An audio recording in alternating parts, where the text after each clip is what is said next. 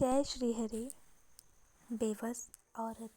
हमारे पड़ोस की एक दादी, अपनी ज़िंदगी में उन्होंने कुछ गलतियां कर दी थी, जैसे झूठ, कुछ चीज़ छुपाना आदि आदि।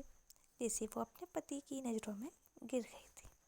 उनके पति सिपाही थे। जब भी नौकरी से आते तो रास्ते में उनके भाई अपनी भाभी की चुगली करने लग जाते। वे अपनी बीवी से ना पूछते कुछ, सीधे बेल्ट टटों से अपनी बीवी को पीटते। ऐसे ही जीवन की गाड़ी चल रही थी। बच्चे हुए, 3 पुत्र और 2 पुत्री। धीरे धीरे समय के बहाव में बच्चे भी जवान हो गए। बेटी और बेटा की शादी कर दी, लेकिन बहू भी अपनत्व देने वाली नहीं आई। अब ये अलग रोटियां बनाने लग गए। पति कटु स्वभाव का था, रिटायर हो गए, फिर यहीं अपने घर में रहने लगे। वे अब भी उम्रदराज होने के बाद भी अपनी पत्नी को प्यार नहीं दिया। पुत्र वधू को सर चढ़ा के रखते और अपनी धर्म पत्नी को उनके सामने अवहेलना किया करते थे, जिस कारण पुत्र वधू अपनी सास की कदर नहीं करती थी। ससुर अपनी पत्नी से छुपाकर पुत्र वधू के लिए आभूषण बनवाया करता था। जब भी उसको पता चलता तो अपने पति से बहस करती। इस वजह से घर में कलह होती रहती। एक दिन न जाने क्या कारण था, उसका पति शराब पीकर आया और फावड़ा लेकर खड़ा हो गया। आज मैं तुझे मार डालूंगा, काट डालूंगा। उस बेचारी ने डर से कमरे का दरवाज़ा बंद कर लिया। सारी रात भूखी प्यासी उसी कमरे में बिताई।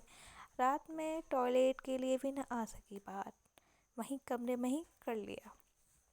बस सूरज निकलने की आस देखती रही। वो रात भी बहुत लंबी प्रतीत हो रही थी। फिर जैसे ही सवेरा हुआ, कमरे का गेट खोला। धीरे से उसका पति वहीं तख्त पर सो रहा था। फिर क्या था, वो दबे पाँव वहाँ से भाग आई अपने बेटों के घर में। तब अपनी सारी बात बताई और कहने लगी, मैं यहीं रहूँगी, मुझे मार डालेगा वो। तो बहुएं आपस में बड़बड़ाने लगीं।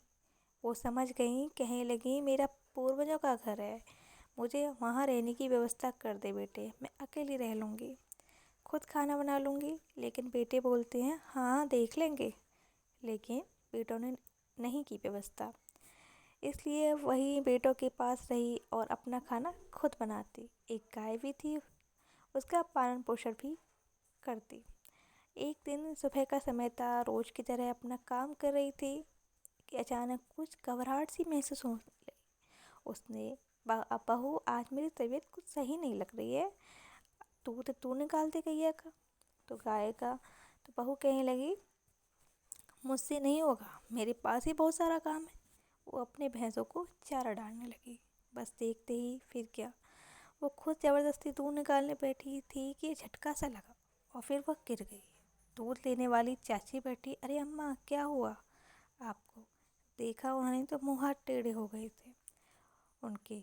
दूध लेने आई थी, उन्होंने उनके बच्चों को बुलाया, सभी आए देखने। गाड़ी से ले जाने लगी। रास्ते में मंदिर है गंगा मैया का, जो वहाँ वो रोज जाती थी। सुबह सत्संग हुआ करता है। मंदिर में बैठी महिलाओं को पता चला तो वो सभी देखने को भागी, लेकिन वो ना तो किसी को पहचान रही थी, ना ही बोल पा रही थी। सभी दुखी होने लगे। फिर उनके बच्चे गाड़ी में डालकर हॉस्पिटल में ले गए। वहाँ 2-4 दिन इलाज चला और घर वापस ले आए। डॉक्टर ने बोला, इन्हें लकवा है, अब इनकी सेवा करो। घर वापस आ गई। 15 दिन के अंदर ही भगवान में विलीन हो गई। उनकी मरने के 3 ही दिन हुए थे। बच्चे पुआ सब्जी ले आए खाने के लिए। फिर क्या, रात में स्वप्न आया, कहने लगी, मेरी तेरे भी हुई नहीं और तू पुआ खा रहा है। रात को बहुत तेज डर गया उनका बड़ा लड़का, रोने लगा। सभी घर वाले इकट्ठे हो गए, कहने लगे, क्या हुआ क्या हुआ? उसने सारी बात बताई और माफ़ी मांगी, क्योंकि हमारे इलाके में 13वीं पर ही पुआ बनते हैं। बेबस औरत जिस दिन 13वीं थी, उस रात को मुझे स्वप्न में दिखाई दी। मैंने बताया था ना कि गंगा जी का मंदिर है रास्ते में, तो बस उधर की तरफ से आ रही थी पूजा करके अपने घर की तरफ, और उनके घर के आसपास ही मैं खड़ी थी। मुझे डर लग रहा था, ये तो मर चुकी हैं, अब यहाँ कैसे? फिर मैंने खुद को संभाला और डर को काबू किया। वो नज़दीक आने लगी। मैं मुस्कराई, बोले, अम्मा आप कहाँ चली गई थी? तो बोली, बहुत अच्छी जगह। मैं फिर पूछी, बताओ तो कहाँ गई? कहने लगी, किसी से कुछ कहना मत। मैंने कहा, ठीक है, नहीं बोलूँगी। बोली मैं बहुत अच्छी जगह तारकपुर पहुंच गई हूँ।